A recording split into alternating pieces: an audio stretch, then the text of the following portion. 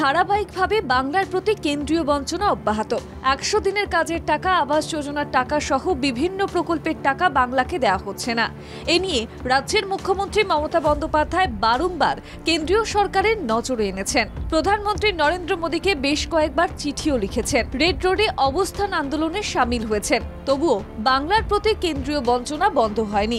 রাজ্য বিধানসভায় শুক্রবার রাজ্য সরকারের পক্ষ থেকে এই নিয়ে প্রস্তাব আনা হয়। কেন্দ্রীয় বঞ্চনা নিয়ে সরকারি প্রস্তাবের উপর আলোচনায় অংশ নেন বিধানসভার সদস্যরা। বিরোধী দলনেতা শুভেন্দু অধিকারী কেন্দ্রীয় বঞ্চনার উপর আলোচনায় অংশ নিয়ে কেন্দ্রীয় সরকারের পক্ষে সওয়াল করেন। তিনি বলেন, বাংলা থেকে কেন্দ্র 4.6 লক্ষ কোটি টাকা কর বাবদ নিয়ে যায়, আর 1.6 লক্ষ কোটি টাকা আটকে রেখেছে বলেই বলছেন তৃণমূল বিধায়করা। এই প্রসঙ্গে শুভেন্দু অধিকারী আরও দাবি করেন, 6.48 লক্ষ কোটি টাকা দিয়েছে কেন্দ্র।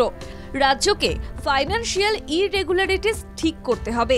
আপনারা ইউটিলাইজেশন সার্টিফিকেট জমা দেননি, আপনারা প্রকল্পের নাম পরিবর্তন করেছেন। শুভেন্দু বলেন, রাজ্যে ভায়োলেন্স করেছে বলেই টাকা আটকানো হয়েছে, কোনো রাজনীতি হয়নি। পাল্টা জবাব দেন শাসক পক্ষের বিধায়করা। বিধানসভায় কেন্দ্রীয় বঞ্চনার প্রতিবাদে আলোচনায় পঞ্চায়েত মন্ত্রী প্রদীপ মজুমদার কেন্দ্রের বঞ্চনা নিয়ে সোচ্চার হন। তিনি বলেন, ভুল প্রচার করা হচ্ছে বিরোধী দলের পক্ষ থেকে, যার সঙ্গে বাস্তবের মিল নেই। বলছেন, হিসাব দাও, টাকা নাও। আসলে 2021-এর ভোটে 200 আসন পার করার স্বপ্ন পূরণ হয়নি। স্বপ্ন শূন্য হওয়ায় গরিব মানুষের পেটে লাথি পড়েছে, কিন্তু তার ফল প্রতিটি নির্বাচনে দেখা যাচ্ছে। গরিব মানুষকে নিয়ে ছিনিমিনি খেলা বাংলার মানুষ মেনে নেবে না। নির্বাচনে 6 আসনে শূন্য হয়েছে। কেন্দ্রীয় বঞ্চনা নিয়ে যখন শাসক পক্ষ বিরোধী বিজেপিকে চেপে ধরে, ঠিক সেই সময় আলোচনার মাঝপথে অধিবেশন কক্ষ ছেড়ে ওয়াকআউট করে বিজেপি বিধায়করা।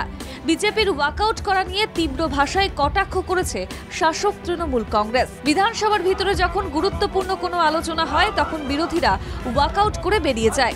আসলে আসল সত্যর মুখোমুখি হতে ভয় পায় বিরোধী শিবির। সংবাদ মাধ্যমের সামনে প্রচারের আলো পেতে এসব করা হয় বলেও কটাক্ষ করেন শাসক পক্ষের বিধায়করা।